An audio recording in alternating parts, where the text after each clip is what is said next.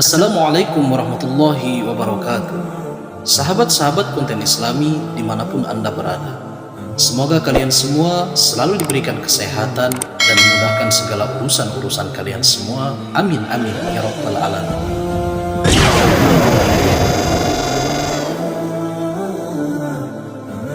Sahabat-sahabat konten Islami, mungkin banyak dari kita yang gak asing jika mendengar nama Ariel Sharon. Dia adalah Perdana Menteri Israel yang ke-11 yang menjabat dari tanggal 7 Maret tahun 2001 sampai 14 April tahun 2006. Ariel Sharon memiliki nama asli yaitu Ariel Shanerman. Dia lahir di Farmalal, Palestina pada tahun 1928 dan meninggal mengenaskan pada tahun 2014 di Tel Aviv, Palestina. Di dalam lingkup kehidupan keluarganya, Ariel Sharon sudah didoktrin dari dia masih kecil oleh keluarganya untuk mendukung gerakan Zionisme. Sahabat konten Islami, ada yang menarik dari kisah kematian Ariel Sharon ini. Bagaimana Allah Subhanahu wa Ta'ala hinakan dia di akhir penghujung hidupnya. Ariel Sharon pernah terbaring koma selama 8 tahun. Kondisinya sangat tersiksa dan sekarat. Ariel Sharon punya sejarah hidup yang tidak bisa lepas dari kekejaman Zionis terhadap tanah Palestina. Sampai-sampai dia dijuluki si tangan besi, karena selama hidupnya tak terhitung berapa nyawa warga Palestina yang dia bantai. Dia adalah biang dari terbunuhnya warga sipil Palestina yang kebanyakan anak-anak dan perempuan. Ariel Sharon menjelma sebagai sebuah teror yang mengerikan pada saat itu. Jet-jet tempur dan pesawat tanpa awak meluncurkan roket yang menghantam pemukiman Palestina, hingga membuat lebih dari 100 warga Palestina meninggal hanya dalam waktu seminggu saja. Sosok Ariel Sharon adalah simbol dari kebiadaban pada waktu itu. Di panggung politik Timur Tengah dan internasional, Ariel Sharon merupakan seorang figur yang kontroversial. Ariel Sharon adalah jenderal kejam yang tangannya berlumuran darah rakyat Palestina. Sebuah kutukan kemudian mengakhiri hidupnya. Para dokter pernah memasukkan Ariel Sharon ke ruangan operasi untuk dilakukan pembedahan. Dia memiliki luka yang membusuk, lalu operasi dilakukan untuk menyambung bagian-bagian ususnya yang telah membusuk. Dan infeksinya telah menyebar ke bagian tubuhnya yang lain. Penyumbatan yang terjadi di otaknya menyebabkan kerusakan di sekujur tubuhnya hingga membuatnya jadi membusuk. Sejak terserang stroke pada tanggal 4 Januari tahun 2006 lalu, pertama kalinya dia dirawat di rumah sakit Hadassah Ein Karim di Yerusalem, dan kemudian di Shem Sheba Medical Center di Tel HaSomer. Menurut Komite Keuangan Knesset, ongkos pengobatan Ariel Sharon setiap tahun sekitar 440 juta US dollar atau setara dengan 4,25 triliun rupiah. Nyawa Ariel Sharon terancam, kata juru bicara rumah sakit Yael Bosem Levi kepada kantor berita Associated Press waktu itu. Saat itu, Ariel Sharon memasuki usia 85 tahun. Kedua matanya dalam keadaan terus terbuka. Dokter-dokter yang merawat Ariel Sharon memberikan keterangan terkait kesehatan Ariel Sharon. Saat akan ditanya, sampai kapan keadaan Ariel Sharon akan terus seperti ini? Shlomo Sejeb, dokter senior yang merawatnya, mengatakan, kalau dikaji dari usia rata-rata di keluarga Sharon, ibu dan neneknya mati di atas usia 90 tahun.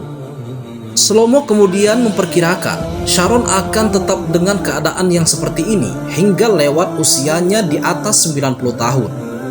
Sharon tergolek tak berdaya dengan bantuan berbagai alat medis yang tertancap ke tubuhnya.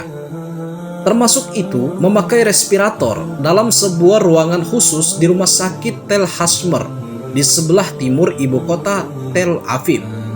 Tidak ada upacara khusus atau sekedar ucapan simpati buat lelaki 85 tahun itu.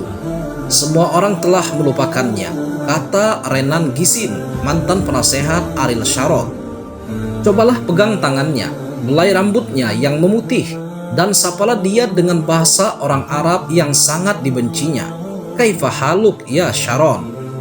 Saat Sharon terkena stroke, seorang kru televisi Israel berhasil merekam gambarnya yang sedang berada di belakang sebuah mobil ambulan. Dia terbaring setengah duduk dalam keadaan sadar. Itulah gambar terakhir dari Sharon yang dimiliki media. Sebab saat itu, keluarga Sharon sengaja menutup rapat-rapat segala informasi tentang kondisi salah satu tokoh kontroversial dalam sejarah Zionis Israel itu. Semenjak Sharon palsu didatangi banyak pengunjung di Kison Gallery, Sharon asli terbujur kaku tidak sadarkan diri beberapa kilometer jauhnya di Shem Sheba Medical Center Tel Hashmer. Sharon yang akrab dipanggil Arik terkena stroke berat sehingga otaknya dibanjiri darah. Beberapa media internasional mengabarkan bahwa dia sudah mati. Iya, Sharon sudah mati. Hal itu wajar saja, karena setelah dinyatakan stabil pada tanggal 5 Januari tahun 2006 oleh tim dokter. Saat itu, di rumah sakit Hadassah, keesokan harinya Sharon dimasukkan lagi ke ruangan operasi. Pada hari ke-6, dokter berupaya membangunkannya dari keadaan tidak sadar dengan cara mengurangi dosis obat anestesi. Ia pun kemudian bisa bernapas sendiri dengan bantuan respirator dan sedikit memberikan respon terhadap stimulus rasa sakit di lengan dan kakinya. Tetapi Sharon yang sudah berpindah rumah sakit tidak juga bangun, meskipun keluarga sudah memperdengarkan alunan musik klasik karya komposer Mozart kesukaannya, seperti yang disarankan oleh dokter. Hari berganti pekan, pekan berganti bulan. Sharon tidak lagi dikabarkan menderita pendarahan pada otaknya. Hanya saja berbagai infeksi menyerang organ-organ tubuhnya yang lain secara bergantian. Dari otak, infeksi pindah ke paru-paru, ke ginjal, ke dalam darah, begitu seterusnya. Jantungnya yang diketahui bocor sejak sebelum koma ikut memperburuk keadaannya. Tim dokter yang merawatnya hanya menyampaikan dua kabar tentang Sharon, yaitu kondisinya memburuk karena ada gangguan pada organnya atau stabil tetap di atas keadaan koma. Sebelum Ariel Sharon jatuh koma, diisukan kabar dari asisten pribadinya bahwa tidur malamnya sering diganggu oleh satu mimpi yang sama dan terus berulang. Yang mana dalam mimpi itu, Sharon ditangkap oleh penduduk Gaza yang begitu marah dan dendam kepada Sharon karena tindakan yang angkuh menyerang tanah Palestina. Di dalam mimpi itu, Sharon telah disiksa, dirantai tangan dan kakinya, kemudian diarak sekeliling bandar Gaza dan dimasukkan ke dalam api. Mimpi itu mengganggu Sharon setiap malam hingga dia jatuh koma. Tiada yang tahu akan berita Sharon menanggung mimpi-mimpi itu kecuali asisten pribadi Sharon. Asisten tersebut mengungkapkan mimpi-mimpi Sharon itu kepada khalayak di Israel pada tahun 2008. Khalayak di Israel telah menyiarkan berita tersebut kemudian dikutip oleh media-media Asia Barat seterusnya tersebar. Demikianlah kita saksikan keadaan musuh Allah Subhanahu wa Ta'ala. Sharon merupakan musuh Islam yang sangat kejam dan gemar menumpahkan darah. Penyumbatan yang terjadi di otaknya menyebabkan kerusakan di sekujur tubuh hingga membusuk, namun ia masih hidup.